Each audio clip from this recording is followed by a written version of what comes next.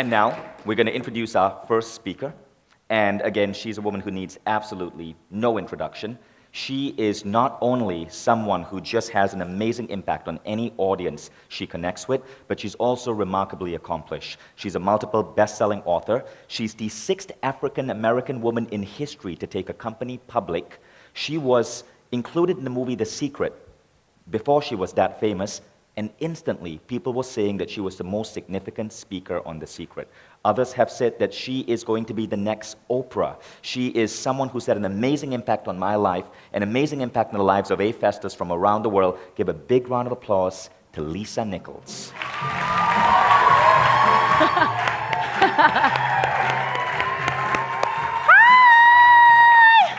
Hey, A-Fest! What's happening? I love you guys. I love you guys. Hi, honey. He just got love on his face, like, hey. You like the afro, huh? I love being here at A-Fest. Vishen, my darling. Vishen and I were 4 years ago, and was it Toronto? Toronto is where he hooked me. And Vishen and I met probably about 5 years ago, and he said, I think I want to do a conference. Can you come? And you have to know that at this point, I'm on the road now 289 days a year. So this is the end of a 93-day, 5-country, 15-city tour. So I don't say yes to something new often. Like, I've gotten comfortable in my no. I've had to. So Vishen 5 years ago said, I think I want to do something. I was like, Vishen, I get booked out about 8 months in advance. I don't know. And so then a year later, we're in Toronto together at, I don't know what conference we were at. And he said, look, he kept trying dates, and he said, look, what weekend are you free in December? I said the first weekend. He goes, that's when A-Fest is going to be. Do you remember that? He was like, so now you cannot tell me that you're not free. And I came, and I do conferences all over the world all the time. That's my life. And there's just something different about the climate of A-Fest. I know when I come that I'm going to have that delicious blend of edutainment, education, soul connection, some dancing. If I can push myself, I can stay out late at night. It's just something. And so I just want to commend everyone at Mind Valley for producing something the way you want it to look, and for not following the norm. I love when people don't follow the norm. Play outside of the box. That's where the fun is. So again, kudos, my friend, my brother. It's my honor to support you. You know, my company is committed to the work that A-Fest is about. We, every year, whatever program you sign up for with me, a significant portion of that will go back to whatever the cause is that we're supporting at that time. You know, and if Vishen says, I love it, then I look at it and go, okay, let's do it. You know, so it's not by accident that the topic of this very short conversation that I'm going to have with you is called holistic success. Doing well while you do good. What does that look like? You know, as I was preparing for this, I thought about, you know, there's several stories, and you guys know I'm a storyteller. If you know anything about me, I'm a storyteller. There's several stories that I thought to share with you. But I thought I'd share one that would surprise most of you the most. Many of you, how many of you guys saw me in The Secret? Raise your hand. Okay, good. A nice number of people. So I'm about to shock you. You'll probably want to tweet this because it's like releasing the secret behind the secret. Anybody interested in that? Yes, yes? Yes, yes? All right. So the secret behind the secret is that when I went to Transformational Leadership Council, which Steve, Dave, a few of my friends here are part of, Jack Canfield put that conference together, and it's a council of who he considers to be some of the top transformational leaders in the world, all over the world. And I had the honor of being one of the original 42 founders invited to that program. And we had been together for maybe about 3 years, and this woman comes, and she's presenting in front of us. No one gets to present in front of this council. It's so hard to get invited there even as a guest. So as a presenter, it's slim to none. You really, because it's our private time. It's where world changers and leaders come to let our hair down and to just learn from each other and have a ball and promise not to post anything. So we don't have a hashtag because we do not want you to see some of that stuff that goes on. And so this woman comes, and she stands in front of us, and she's talking about something, and I don't understand what she's saying because she has a thick, beautiful, but thick Australian accent. So I'm like, what is she saying? And every third word, it'd be something like secret. And then every fifth word would be something like law of attraction. And then every ninth word would be help humanity. So I was like, somebody has a secret that's very attractive that's going to help humanity. But I had no idea what she was talking about. And then to add to it, she had this ruffle skirt on, and she had all these colors on, and my ADD is kicking in. She got a red rhinestone right here. I'm loving everything.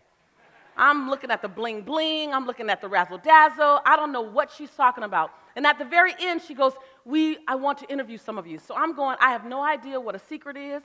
I have no idea what a law of attraction is. I was born Baptist. I'm a black girl from LA. So I don't know about law of attraction at this point, so I'm just going to sit here quiet and let this moment pass and not confirm what I don't know. How many of us have done that? Right, I'm just going to sit here and nod. Yes, yes. That's nice, lady with the dot. That's nice.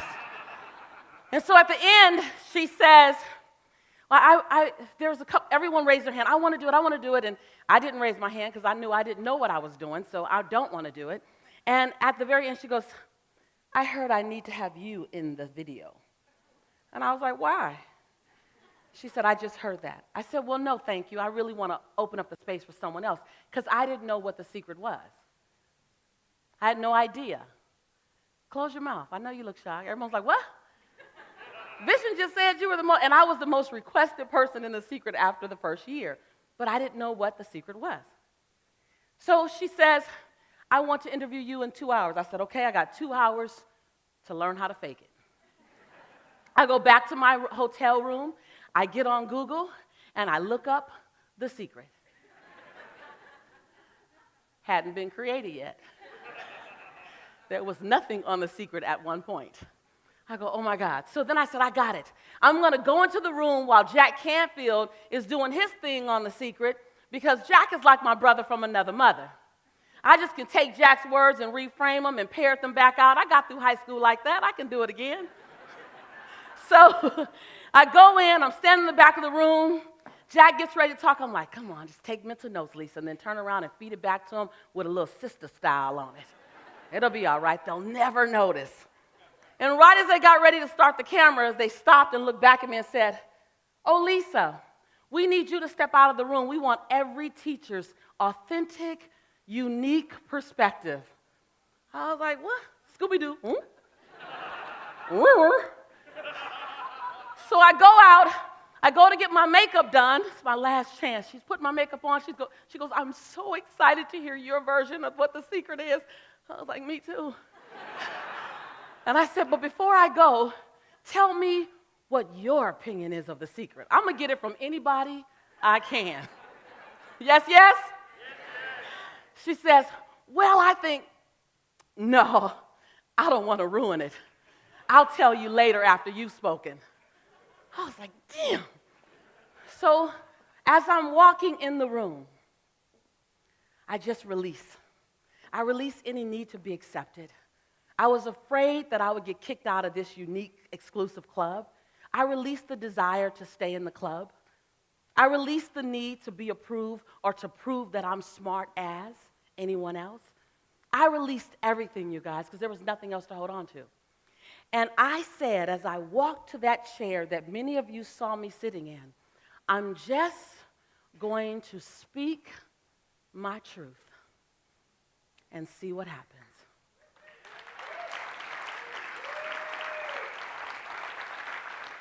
Two hours later, I got up from the interview, still having no idea what this damn secret was. So I was sure that when it was edited, I would not be in. I'm going to be on the editing floor, and I'm okay with that. I played full out. So a year later, we're in Arizona, And we're doing the premiere, and everyone's excited because 56 people were all interviewed, and we don't know who got in, and we just feel like it might be something big. I'm not sure, so everyone's waited bated breath. These are brilliant people sitting next to me. 42 people, out of 42 people, 196 books have been authored. They taught quantum physics during dessert. Like, who, what? Just brilliant. So I'm sitting there absolutely clear that I'm not going to be in it. But I'm okay. I played full out. I'm still in the club. I'm all right. And as it's playing, all of a sudden, and I don't know if some of you know, but there's a secret 1 and a secret 2. Some of you might know that. The secret 1, I was in 4 times. And this was the first one. And it starts to play, and I see myself. And I start laughing out loud. I was like, It wasn't a funny moment in the show, so everyone looked at me. And I'm laughing at, oh my God, I got in.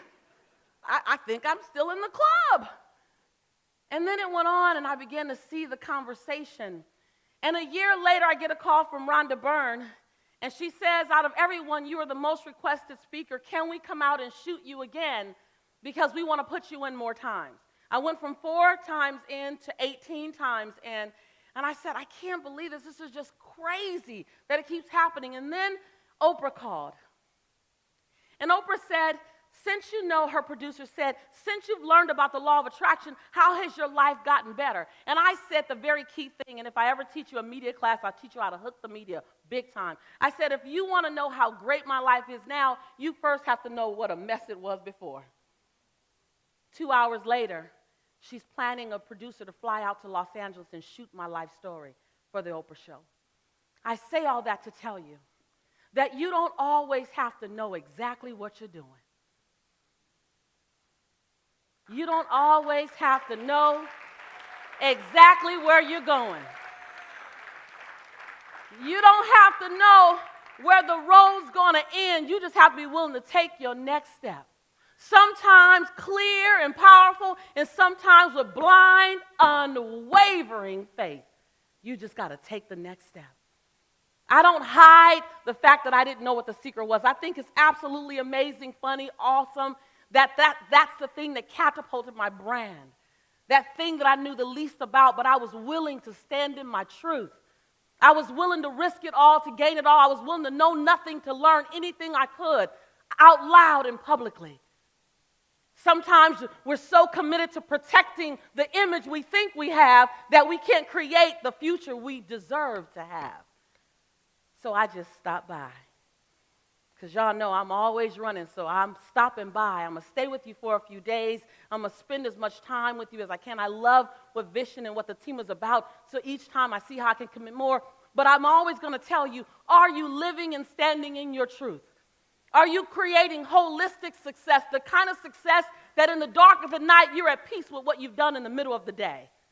That kind of success where your children and your sibling and your parents and your extended family say, I'm proud to know you. That kind of success where you're not leaving a liability, you choose to leave a legacy. I'm going to be that woman in your life that constantly rattles your soul to make sure you're speaking into the greatest parts of yourself. You can get scared. You can get nervous. You can get tired. You can get frustrated. And you can know absolutely nothing, but are you still willing to live in your truth and stand in your greatness with all of that on the table? I'm going to be that sister friend for you, constantly. You know, I thought at one point it was all about making money, but that's because I was broke. And then I made a lot of money, and I realized it was all about the legacy and the story that I get to tell on my way. So I look at my life today. I run a multi-million-dollar company. And as Vision said, I'm the only person to date to be taking a company public. My company goes public in February. And, you know, we said we were going to raise $250,000 pre-IPO, open it up to a few families and friends. And I was so excited because when I opened up the pre-IPO, I didn't open it up to investors, standard investors. I didn't go to any. I went to friends like you and families, people who normally may not have that opportunity. And I looked up, and we said we would raise $250,000 pre-IPO, and we raised accidentally, without even thinking, $1,087,000. And I look at that, and what makes that journey sweet is that I'm the same woman who, when my son was born, I had to get on public assistance to help my son, to feed my son. I needed the government to help me, so public assistance was necessary. So I guess my next book is From Public Assistance to Going Public. I don't know, it just sounds like a good title to me. Yes, yes. Yes, yes. And the journey in between is the quality of the lifestyle that I create so that I make sure that I'm not creating a Pyrrhic victory, which is a victory that looks sexy, but it really stings underneath, but that I'm creating holistic success. See, I'm very proud that my company is going public. I'm very proud that I run a multi-million-dollar company. But if you ask me what tickles my fancy, it's the fact that my son and I just traveled around the world because he wants to be a master chef. And so I said, son, before you go to college to cook, why don't we go around the world and cook and see how it really feels? Because you've been watching TV. And the chefs on TV, that ain't real. And so we went to the British Virgin Islands, and he cooked there. And then we went to Italy, and we cooked in Sicily, and we cooked in Palermo, and we cooked in Tuscany, and Rome, and Florence, and Venice. And if you ask me what tickles my fancy is watching my son cook in the kitchen. It's watching my grandmother dance. Some of you met my grandmother last year. It's getting my grandmother a boombox that was a CD player and a cassette player. She old school. She needed her cassette player. And the very first cassette she put on to play was Tupac. And she got up and she's like, hey, it's been a long time. Dancing with my grandmother tickles my fancy. It's last year on stage. Some of you were at Speaking Right to Make Millions. It was on stage with my mother. You guys saw my mother. My mother and I performed on stage, Salt and Pepper, Shoot.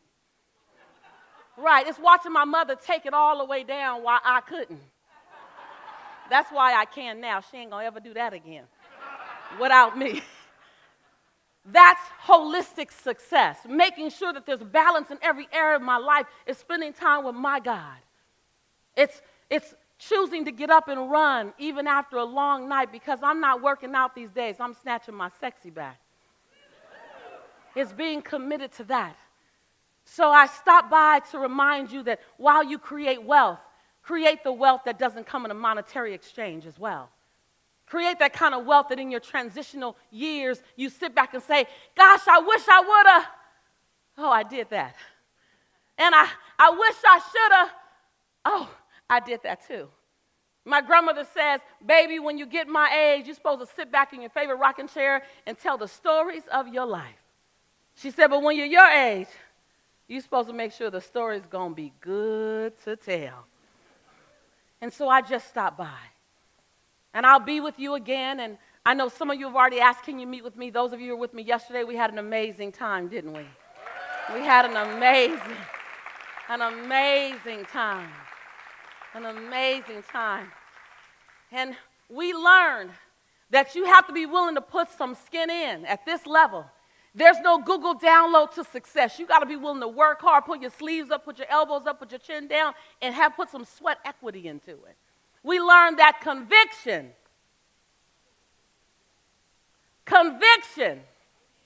and convenience don't live on the same block.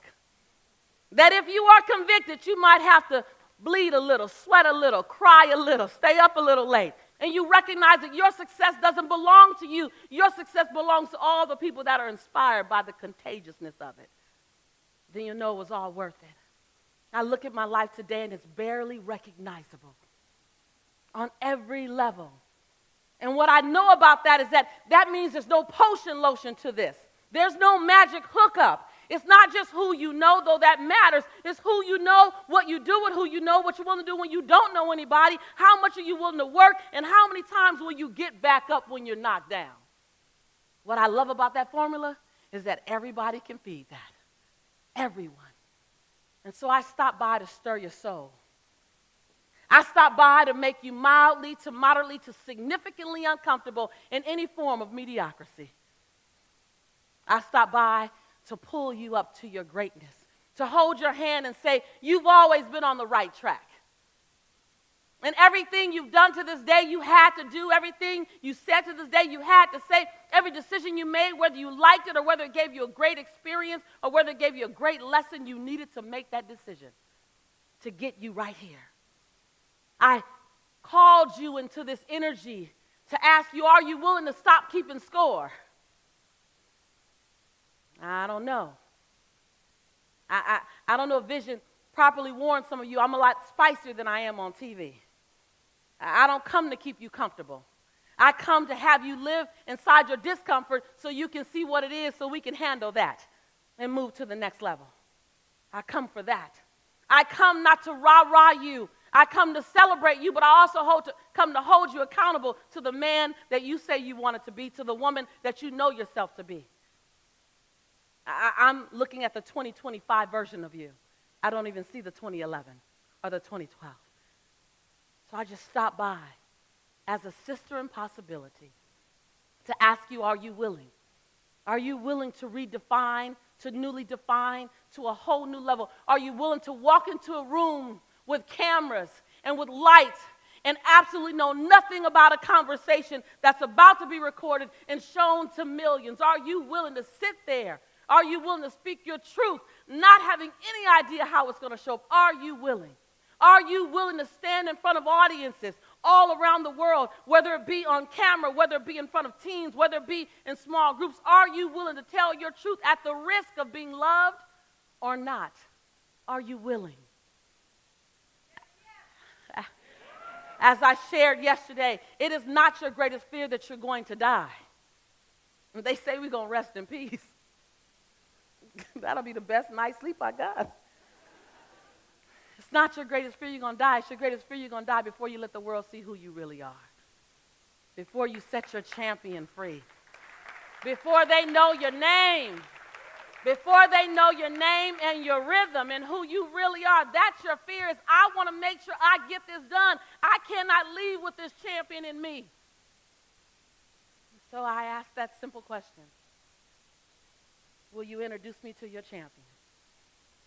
Will you let me meet your champion? Don't whisper yes, yes. Right. Are you willing to be loud and proud about your champion before it's perfected? Are you willing to set your champion free even if it means no one understands your champion? Are you willing to release your champion if it means you got to stand alone for a little while? See, some of us are so concerned with being liked and appreciated and accepted that we're trying to bring everyone along with us, but everyone doesn't fit through your door of possibility. You got to let them go through, and then turn around and say, come on, y'all. But you got to go through alone sometime. Vision, will you help me down, honey?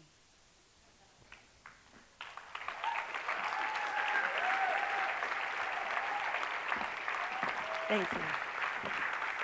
I have learned how to celebrate my womanhood.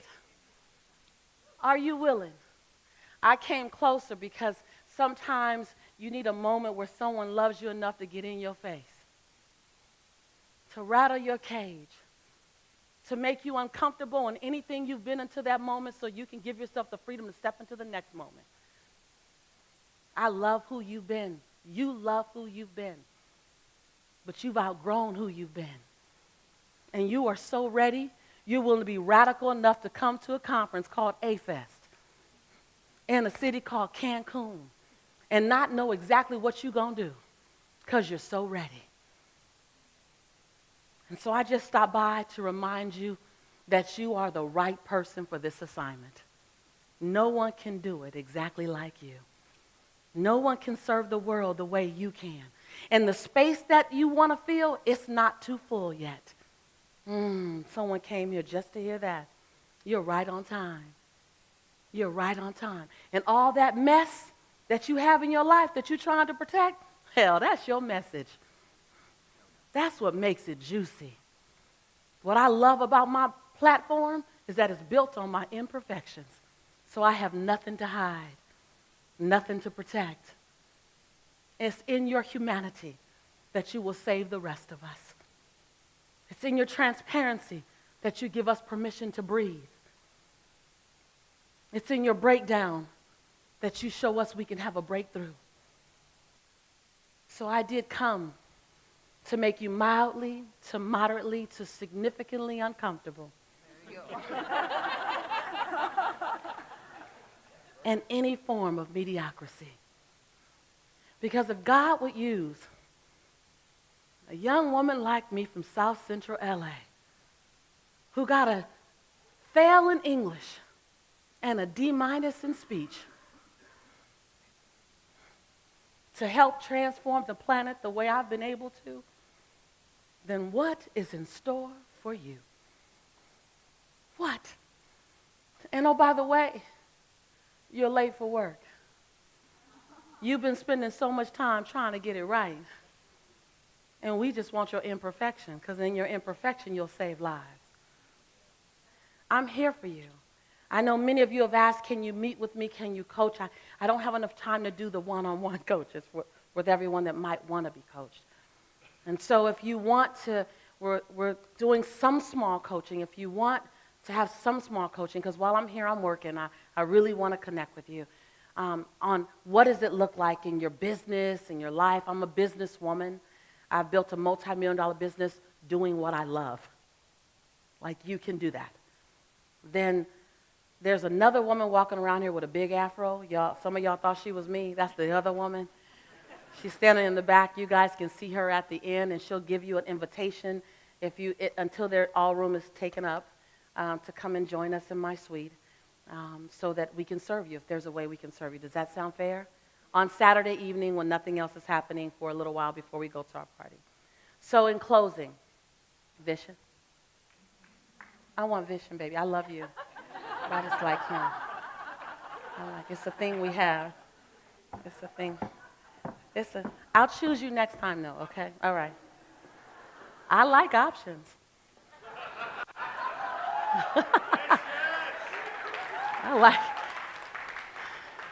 I am not saying that I keep coming back to A-Fest because the men here are hot. I'm not saying that out loud. Did I say that out loud? And they have consciousness too, so that helps. In closing, and we just wanted to give you a nugget of me today, and on Sunday we'll have more. There'll be more. In closing, I'd like to share with you a story.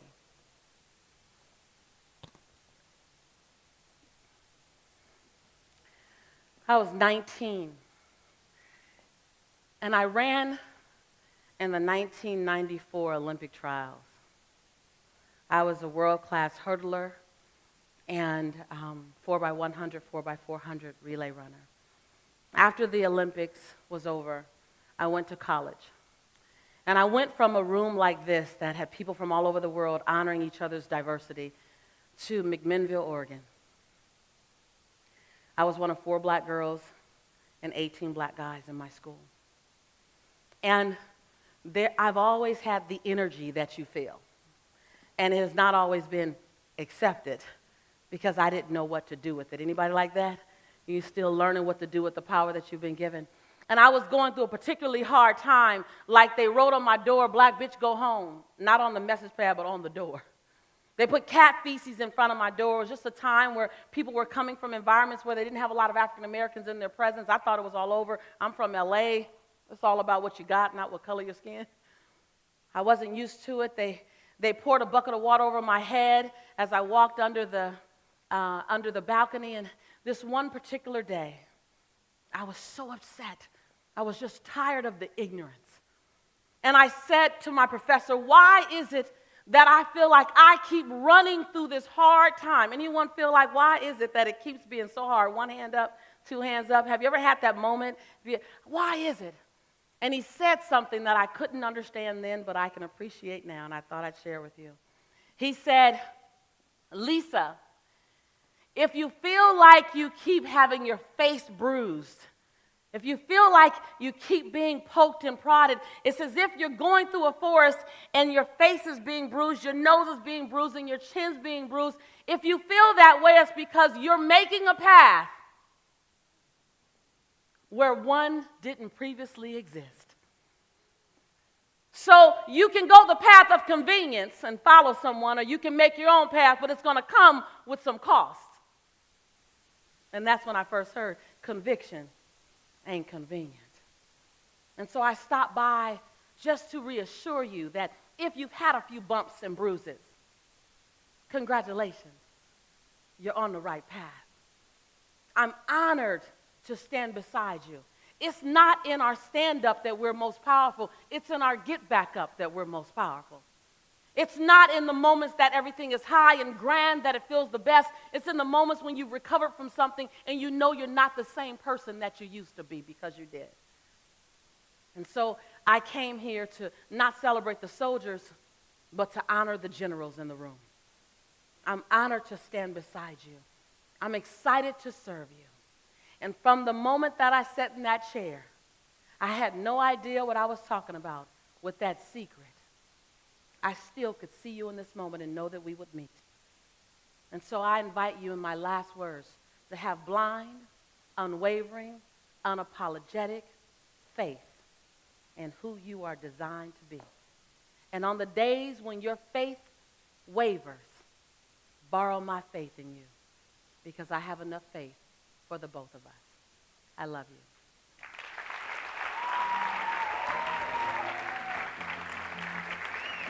Thank you. Thank you, baby.